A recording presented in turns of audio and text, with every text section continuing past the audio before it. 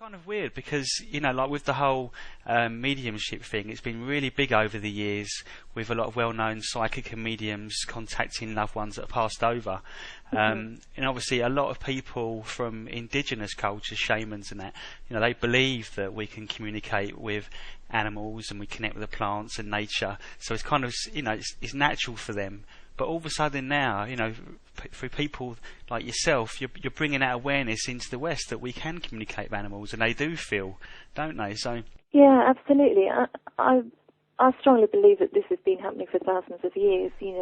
People have always been able to communicate intuitively, which is what it is, with other species. We're animals ourselves, human beings, and you can communicate across any species.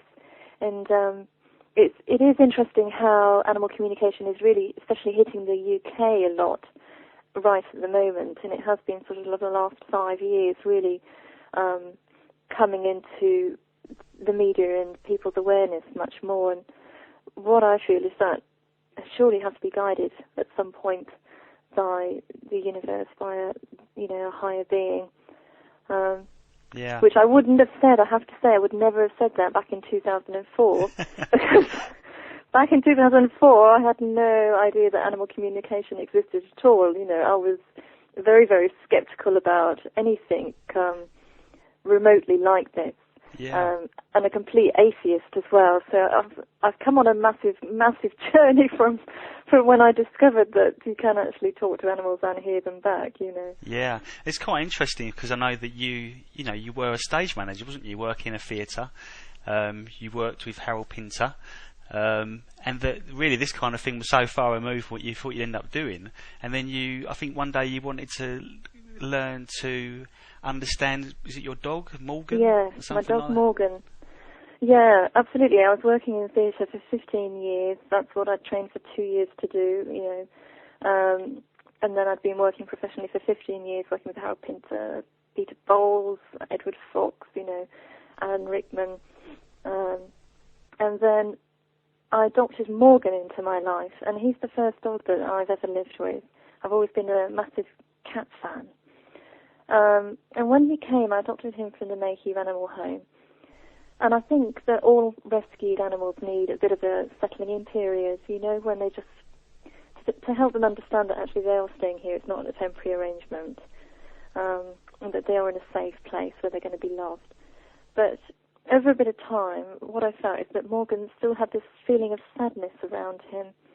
And I just felt that intuitively, but of course at that point I would have never said I'm feeling this intuitively. I just thought, Morgan's sad, I wonder why he's sad.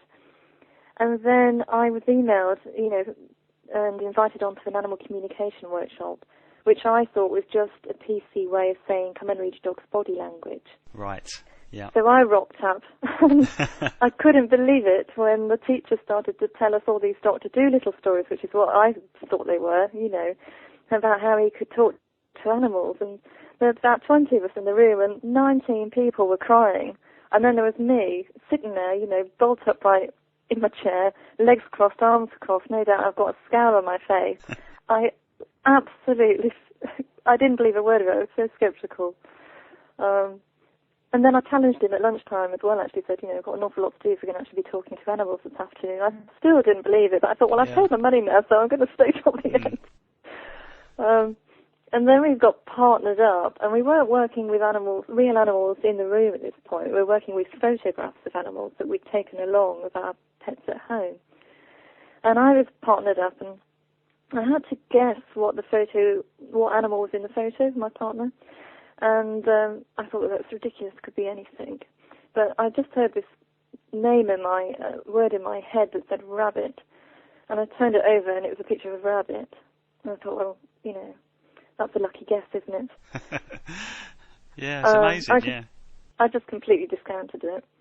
And then we all had to ask the animals in the photo, some questions. Everybody else is knuckling down, and then I'm sitting there, and my internal dialogue is a bit like, oh, I can't believe this. I'm meant to be talking to animals, but I'm not even talking to a real animal. I'm meant to be talking to an animal in a photo. And I started saying directly to the photo and said, this is ridiculous. Rabbits can't talk, let alone rabbits in a photo. And then what I heard in my head was kind of like my own inner voice, but with a different tone to it and a completely different attitude. And it just said, well, who the hell do you think is listening to you? And it felt like it didn't feel like it come from your own thoughts, like No, completely it external.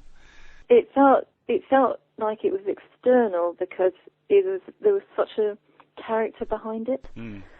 I still didn't believe at all at this stage. But what I did is I thought, oh, well, I'm going to give this a go because maybe there's something in it. So I said to the photo of the rabbit, I said, what's your favourite food? I heard in my mind green leaves. And who's your favourite friend? Have you got a best friend? And I saw a particular coloured rabbit. What do you like to do? What's your favourite activity? And then I saw a sofa and I thought, well, that's just bizarre. That can't be right. And then we had to give feedback in front of everybody about the stuff that we'd received. And I thought, well, why not? I'm sure I've made it all up, but I'll just say it anyway. And so I started going through my list of things, and my partner, the rabbit's guardian, started to confirm them and said, yeah, that's his favourite food. Yeah, he is bonded with a rabbit that colour. I've got lots of rabbits that only one that colour, and anyone that knows anything about rabbits, once they're bonded, they're bonded. And there were a few things I got wrong. I didn't get everything right. But when it came to the sofa, I said, why is he picturing a sofa? That can't be right. And she said, well, actually it is, because this rabbit, what he loved to do is he loved to sit on the sofa every Saturday night and watch TV. And his favourite programme, believe it or not, is You've Been Framed. Yeah. So it was right. The picture was right, Yeah.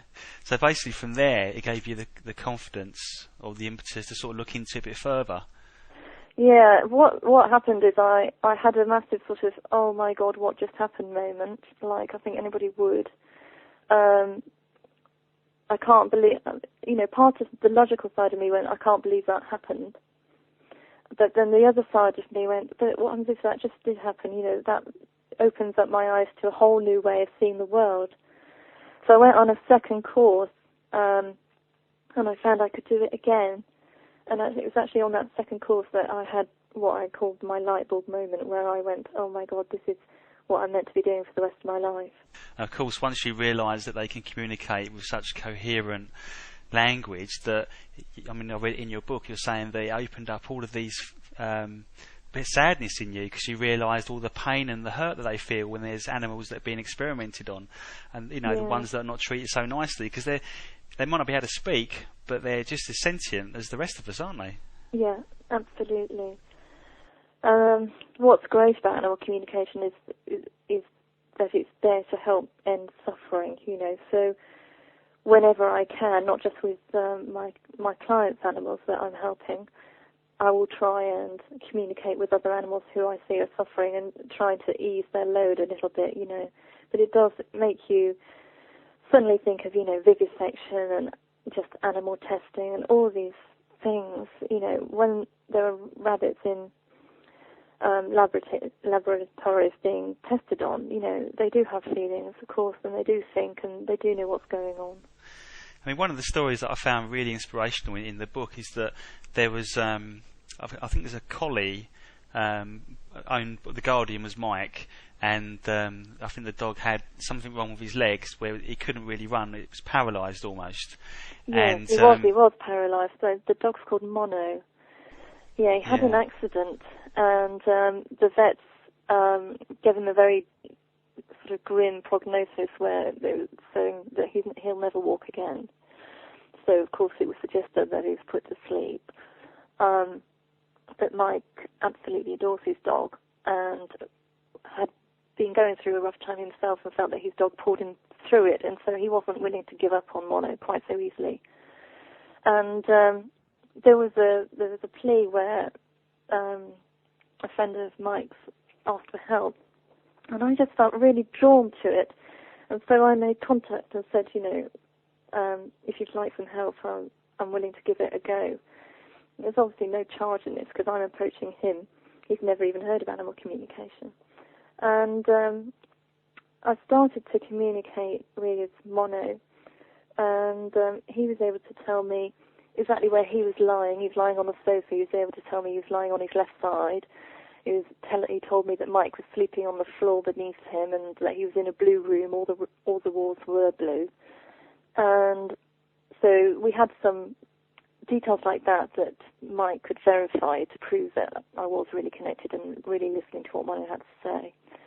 And then Mono was able to say what he needed, what he needed for his recovery. And he was ever so positive. And he said this one sentence to Mike, which was, I will be the dog I used to be. And it was over all the weeks and the months of Mono's recovery that this sentence really gave Mike